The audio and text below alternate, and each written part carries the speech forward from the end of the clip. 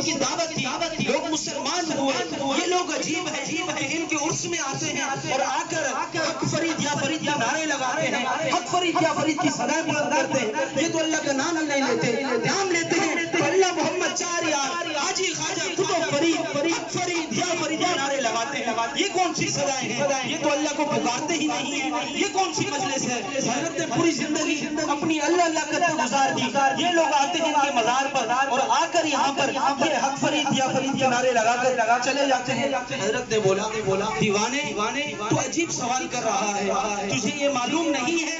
کہ تو کہہ رہا ہے یہ لوگ کر رہے ہیں حق فرید یا فرید، یہ لوگ کہہ رہے ہیں خواجہ فرید. ارے دیوانے آج تو اللہ کہہ رہا ہے حق فرید یا فرید. میں تجھے بتاتا ہوں قرآن میں اللہ کہتا ہے فاذکرنی اذکرکم، مجھے یاد کرو میں تمہارا چرچا کروں گا. پوری زندگی حضرت خواجہ فرید نے زندگی میں رہتے ہوئے زمین پر رہتے ہوئے اللہ تعالیٰ کا ذکر کیا، اللہ کو یاد کیا، اللہ کا چرچا کیا. اللہ کیوں نہ کرے حق فرید یا فرید، اللہ محمد چار یار حاجی خواجہ کتب فرید. اللہ کیوں نہ کہے؟ اللہ کہہ رہا ہے اور اللہ آج یہ نعرہ لگا رہا ہے. حضرت ذی وقار سیدنا خواجہ فرید رحمت اللہ تعالی علیہ شیخ الاسلام، آپ ایسی عظیم شخصیت ہیں کہ جن کے متعلق بزرگان دین فرماتے ہیں کہ اللہ کا ولی جب زمین پر ہوتا ہے تو روزانہ میلہ ہوتا ہے، جب زمین میں ہوتا ہے تو سالانہ میلہ ہوتا ہے، وہ ادھر اکیلا ہوتا ہے وہ ادھر اکیلا ہوتا ہے. حضرت ذی وقار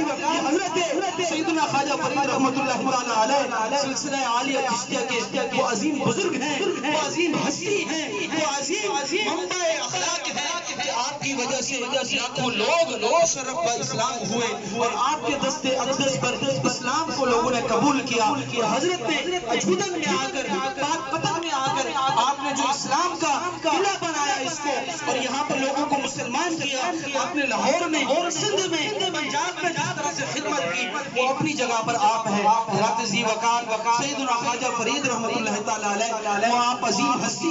ہیں جن کی اسلام کے لیے خدمات ہیں. آئیے اب آپ کے نانا حضور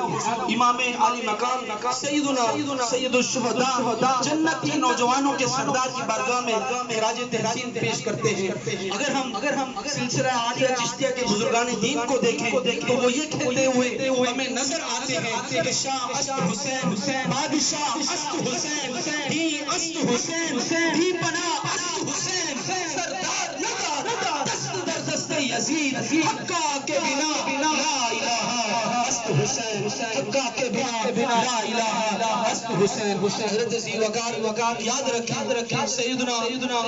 امام علی مقام امام حسین رضی اللہ تعالی عنہ وہ آپ عظیم ہستی ہے کہ آپ کی اس شہادت کی وجہ سے اور آپ کی ان خدمات کی وجہ سے جو اسلام نے پروان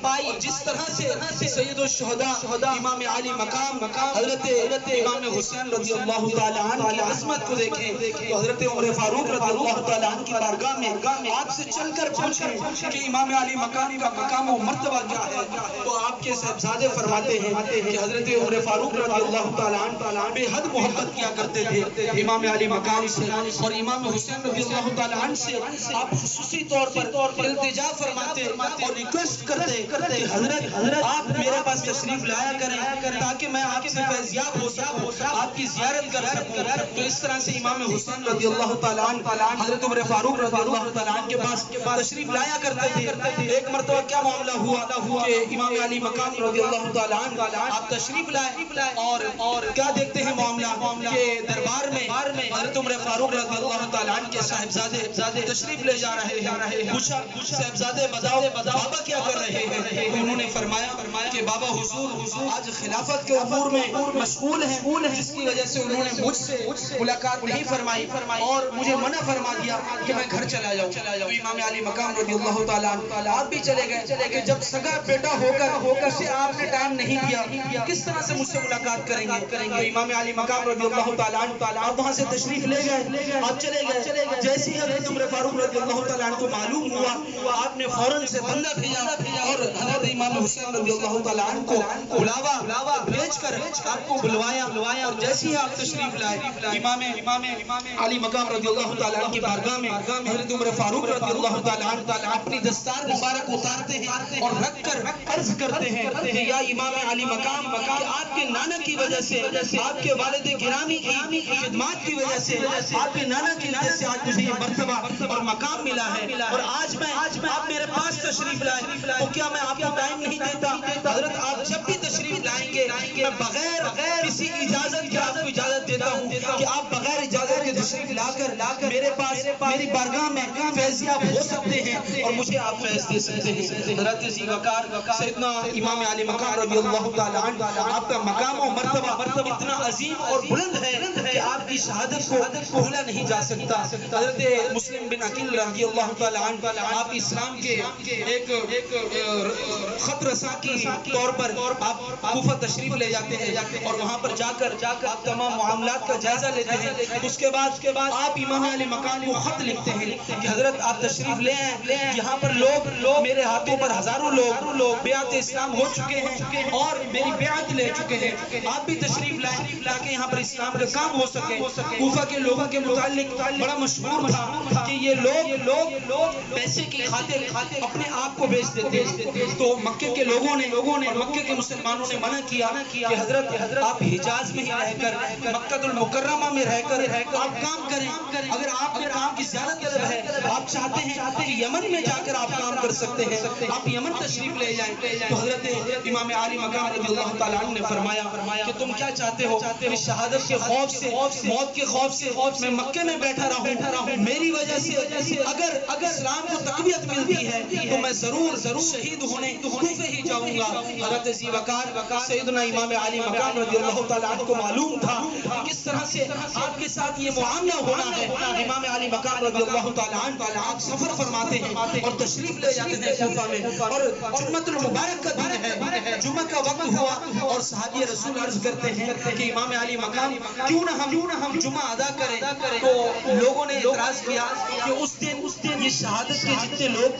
تھے، جتنے شہید تھے، اس قافلے میں جتنے لوگ تھے، انہوں نے جمعہ کیوں نہیں ادا کیا؟ حضرت ذی وقار یاد رکھیں مسافر پر جمعہ نہیں ہوتا۔ امام علی مقام رضی اللہ تعالیٰ عنہ کی امامت میں لوگوں نے ظہر کی نماز ادا کی، اس کے بعد حضرت امام علی مقام رضی اللہ تعالیٰ عنہ کو جس دھوکے کے ساتھ وہاں پر آپ کو شہید کیا گیا تمام کے سامنے ہے۔ حضرت امام علی مقام رضی اللہ تعالیٰ عنہ کا مقام و مرتبہ، آپ کی شان جس قدر بیان کی جائے کم ہے کہ آپ آل نبی ہیں، جن کے متعلق کریم آقا علیہ السلام فرماتے ہیں حسین منی وانا من الحسین، حسین مجھ سے ہے اور میں حسین سے ہوں۔ ذات ذی وقار جس کے بابا کے متعلق کریم آقا علیہ السلام فرمائے علی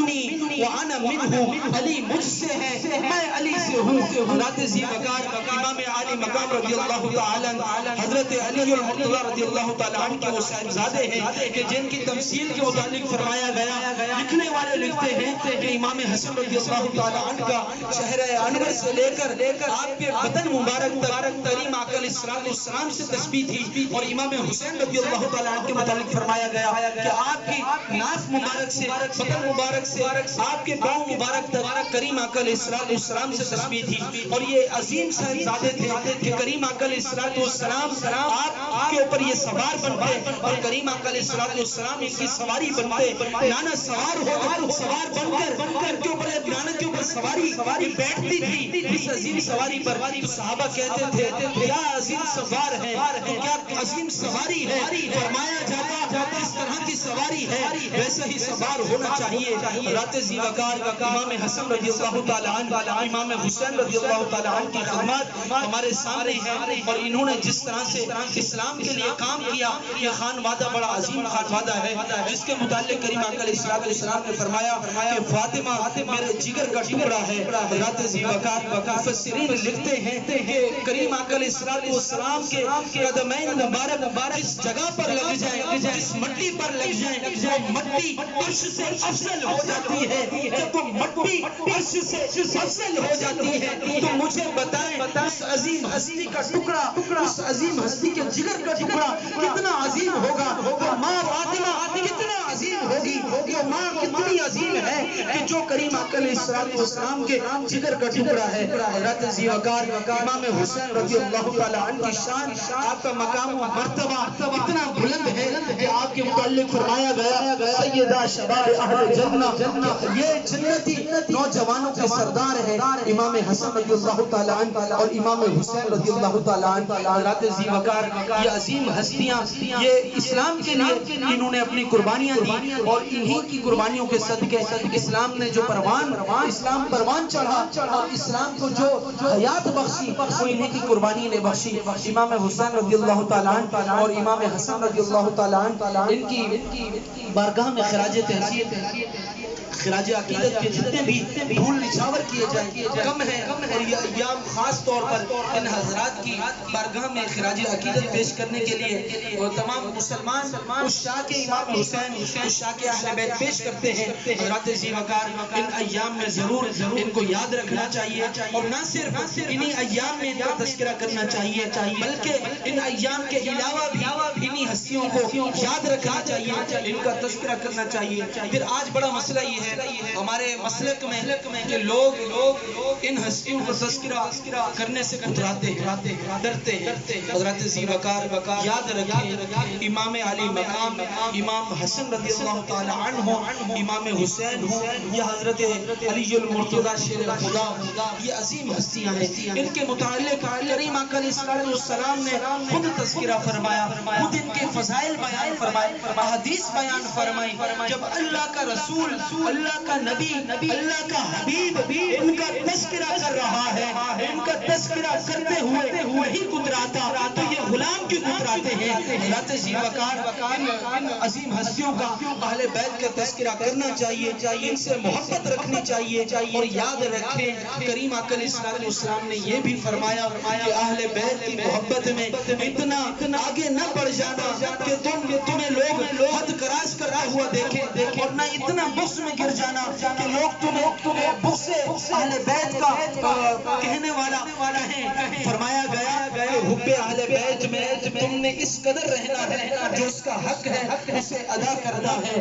حب اہل بیت یہی ہے کہ ان کا تذکرہ کیا جائے، ان کی شانوں کو بلند کیا جائے. یہ عظیم ہستیاں ہیں، یہ عظیم خانوادہ ہیں کہ ان کے صدقے سے اور ان کے قدمین مبارک کے وسیلے سے اللہ تبارک و تعالی نے اس امت کو حیات بخشی، اور انہی کے صدقے سے آج یہ زمانہ ان کا لنگر کھا رہا ہے. ان سیدوں کا حضرت ذی وقار جتنے بھی سید پاک ہیں ان تمام کی عزت احترام ہمارے لیے لازم ہے. کہ اہل بیت سے اگر محبت چاہتے ہو، کریم آقا علیہ السلام نے فرمایا کہ اگر کوئی شخص چاہتا ہے کہ میری عمر میں برکت ہو جائے، میری روزی میں رزق میں برکت ہو جائے، اسے چاہیے کہ اہل بیت کی محبت کرے، اہل بیت سے محبت کرے اور ان سے لگاؤ رکھے. اگر ان سے محبت کرے گا تو اہل بیت کی محبت میں ان کی عمر بھی بڑھ جائے گی، رزق میں بھی برکت ہو جائے گی. حضرت ذی وقار اہل بیت کی محبت میں ہی ہمارے لیے نجات ہے. اللہ تبارک و تعالی ان عظیم ہستیوں کا سایہ اور اس خانوادے کے ذریعے اللہ تبارک و تعالی اسلام کو مزید پروان عطا فرمائے. اللہ تبارک و تعالی ہم سب پر رحم و کرم فرمائے. آمین بجاہ النبی الامین. وآخر دعوانا ان الحمدللہ رب العالمین. ابھی انشاءاللہ